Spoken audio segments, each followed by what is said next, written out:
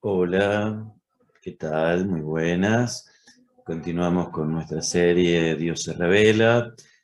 Pasamos ahora a nuestro tercer video. Ya hemos hecho un cuadro sinóptico sobre lo que es la historia del pueblo de Israel.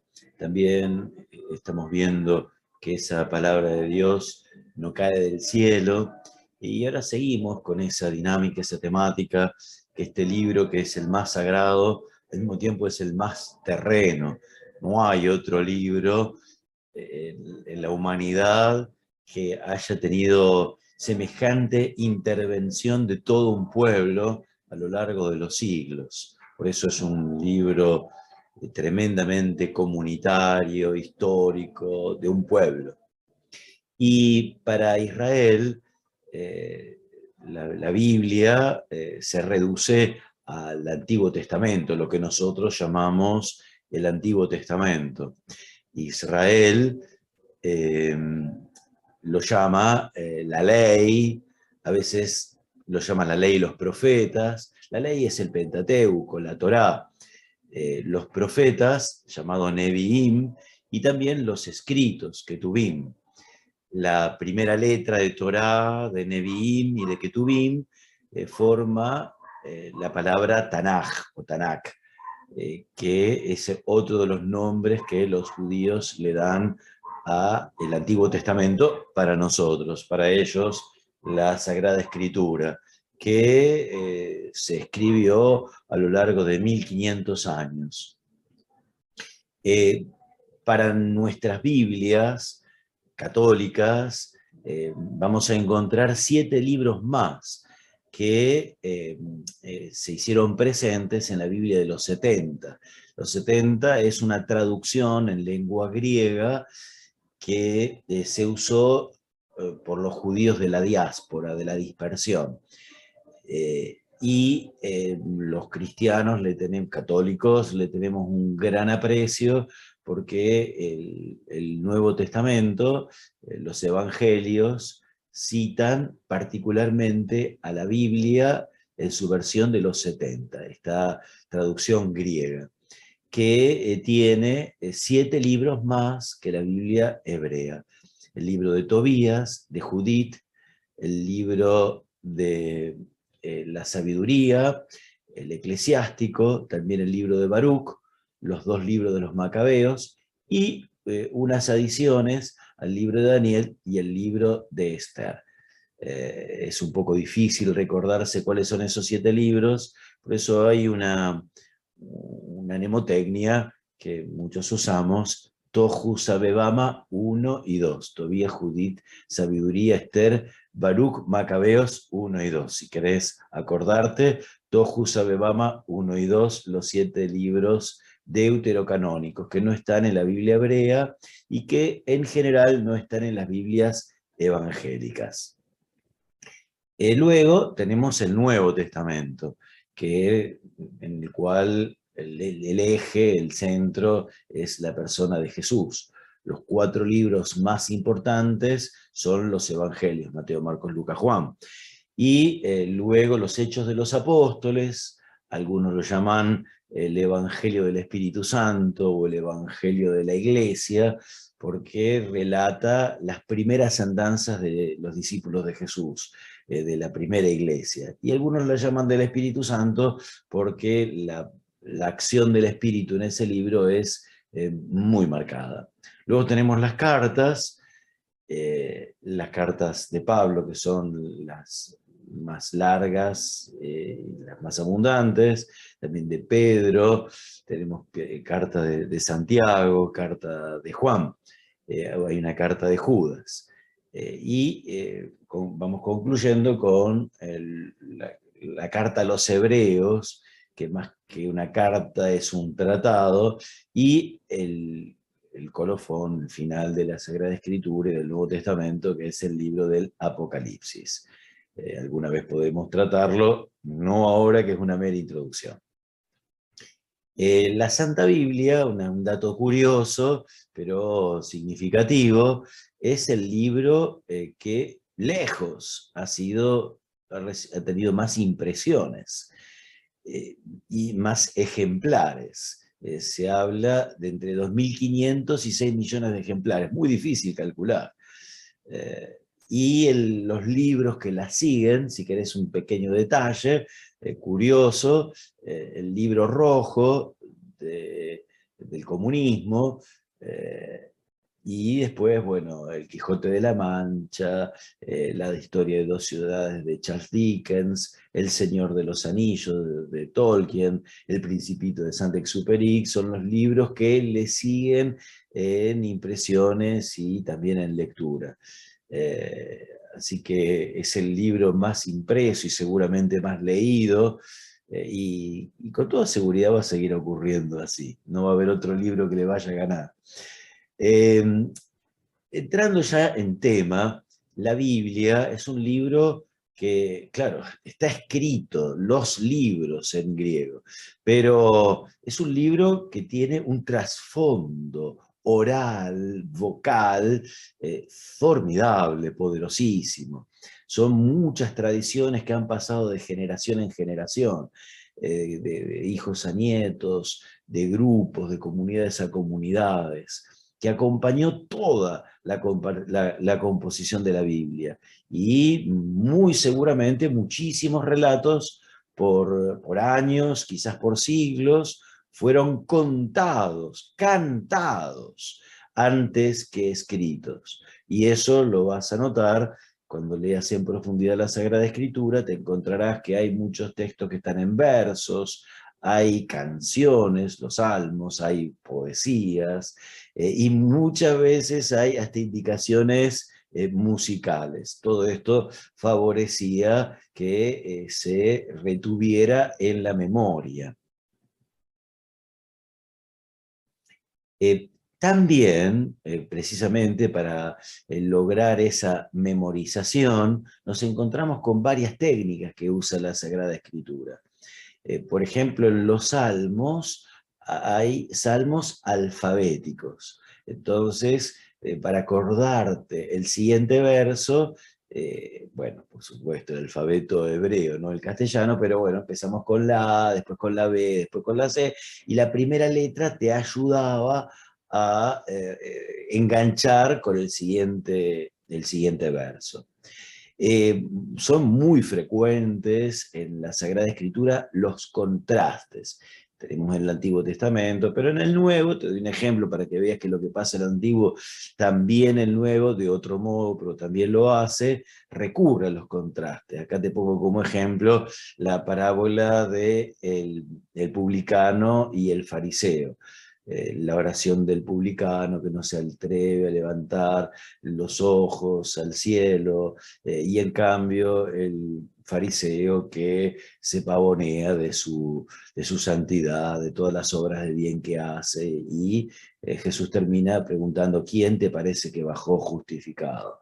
¿El especialista en la ley o el que se humilla, el humilde ante Dios? Bueno, los paralelismos. El Salmo 19 comienza diciendo: el cielo canta la grandeza de Dios, el firmamento pregona su mensaje. Esos paralelismos ayudan a retener en la memoria.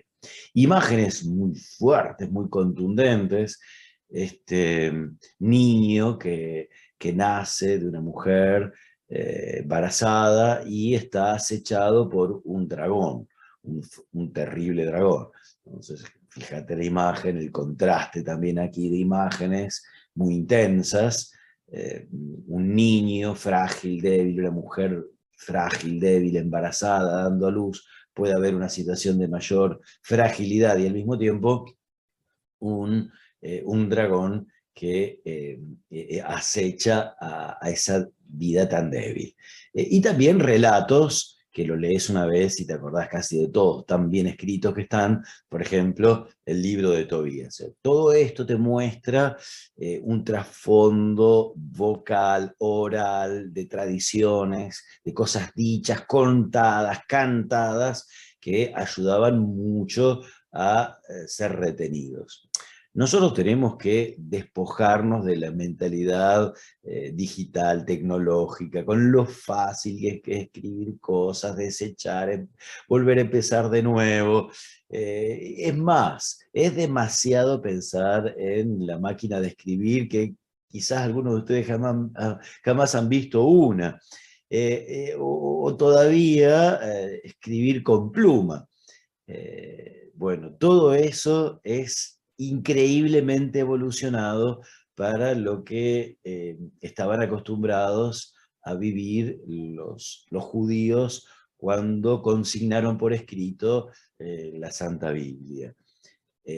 Los materiales que tenían para escribir estaban lejos de ser prácticas hojas, recurrían a los papiros. Los papiros, como lo ves en la ilustración, tomado de la planta del papiro, se disponía como cintas que se entrecruzaban, luego se trataban de pegar entre ellas con una masa muy lisa y luego una especie de lija con una piedra. Imagínate que este proceso hacía difícil cada hoja, igualmente difícil también la conservación porque eran muy vulnerables a la pérdida, roturas. También se utilizó el pergamino, con pieles de animales, con un tratamiento con cal, después un estirado, por supuesto había que sacarle el pelaje, que quedara solamente el cuero, y finalmente nos quedábamos con el pergamino, que tenía una ventaja sobre el papiro, era más sólido, más resistente a los embates del tiempo, a las eventualidades, pero bueno, era también más caro, más costoso, por lo tanto no siempre se recurría a los papiros. Bueno, las características de estos materiales tuvieron consecuencias sobre la misma Sagrada Escritura y la conservación de los textos, generando un estilo propio, característico de la Sagrada Escritura. Por ejemplo, vamos por partes. Estos materiales eran costosos económicamente y prácticamente, no era fácil conseguir un papiro, un pergamino. Entonces, bueno, podía andar escribiendo y haciendo un bollito y tirando. Cuando se llegaba a escribir, el escritor había pensado muchísimo, había repasado por su corazón muchísimo, estaba muy seguro, no había borradores, lo cual hacía también que el estilo tratara de ser conciso, no con mucha palabrería. Cada texto, cada pergamino, cada papiro, además de ser, cuando se lo empezó a considerar como una escritura sagrada, además de ese valor sagrado, el hecho de que sea tan costoso hacía que cada pergamino, cada papiro fuera importantísimo, la tendencia a conservarlo. Así, si había algunas tradiciones que tenían determinados modos de narrar una historia y otras tradiciones que contaban la misma historia con algunas otras diferencias, el escritor sagrado tendía a conservar las dos, porque eran sagrados y porque cada papel era valiosísimo. La idea de no tirar nada y conservarlo todo, por ahí había pasado Dios por la historia y la vida del pueblo. Bueno, era difícil de archivar. Nosotros ahora en un disco extraíble, en un pendrive, podemos llevar información, millones de datos de información.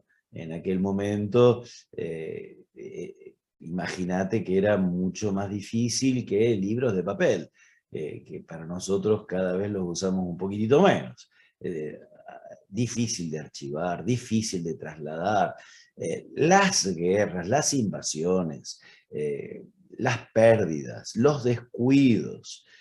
Bueno, hay algún relato en Segunda de Reyes, capítulo 22, el rey Josías encuentra la ley, probablemente el libro del Deuteronomio, que le va a permitir una reforma religiosa muy profunda, precisamente porque hay libros que se habían perdido. La Biblia no estaba formando un solo cuerpo. pasó muchísimo hasta que eso ocurrió. Como te digo, eran muy vulnerables al deterioro. Así, cuando se escribía un texto, después al leerlo, había dudas, no era seguro que lo que se había escrito había que interpretarlo. Muchas veces se interpretaba gracias a la tradición oral. Como los textos se sabían casi de memoria, eso favorecía que se pudieran interpretar precisamente en virtud de lo que la comunidad retenía en su liturgia, en su lectura de los mismos textos sagrados. Eso también, la vulnerabilidad, la posibilidad del deterioro de los materiales, también favorecía la pérdida de los mismos. Y un elemento que no hace la materialidad de los textos, pero que permite interpretar, comprender esas lecturas interpretativas, son también los distintos desarrollos de ciertos relatos, de ciertas historias entre el Reino del Norte y el Reino del Sur. Es bastante claro eso, por ejemplo, en el profeta Oseas. Fue escrito en el libro del Reino del Norte y luego el Reino del Sur lo reinterpretó. Y eso muestra múltiples versiones de un mismo texto. Y también distintas interpretaciones, lecturas que interpretan de modo distinto los textos. ¿Cómo es posible, cómo ocurrió que textos tan heterogéneos, con distintas tradiciones, distintas interpretaciones, llegaron a conformar una unidad tan viva, tan rica, pero tan compacta, podríamos decir también, como la Biblia? Bueno, precisamente la tradición oral y los creyentes confesamos que la inspiración divina lograron que ese texto tan heterogéneo lograra ser tan unido. Antes te hablé de los pergaminos, te hablé de los papiros, te hablo también ahora de los códices. Los códices significa pergaminos que se agrupaban en forma de libros.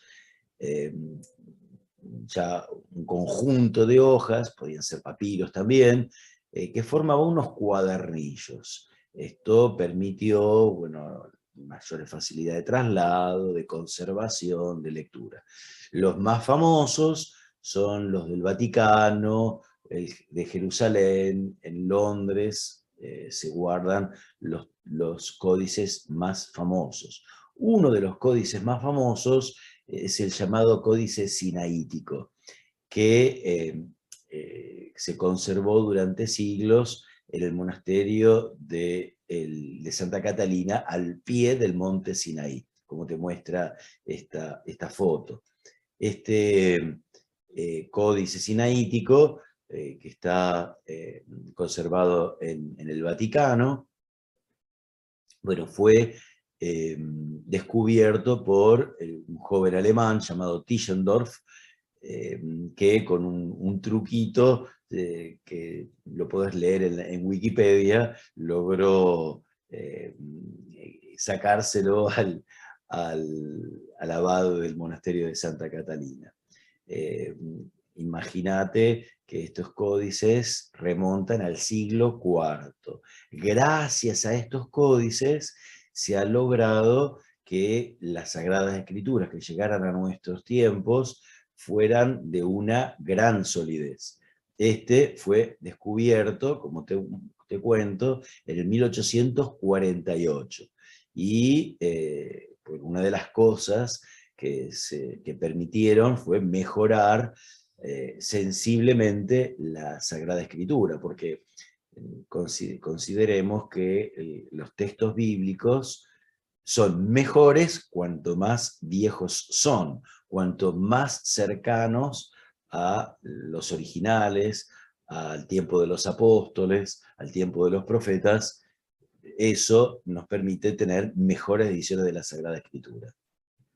Y un evento con el cual vamos a ir cerrando este video, que permitió mejorar muchísimo las ediciones de la Sagrada Escritura, fue Qumran, las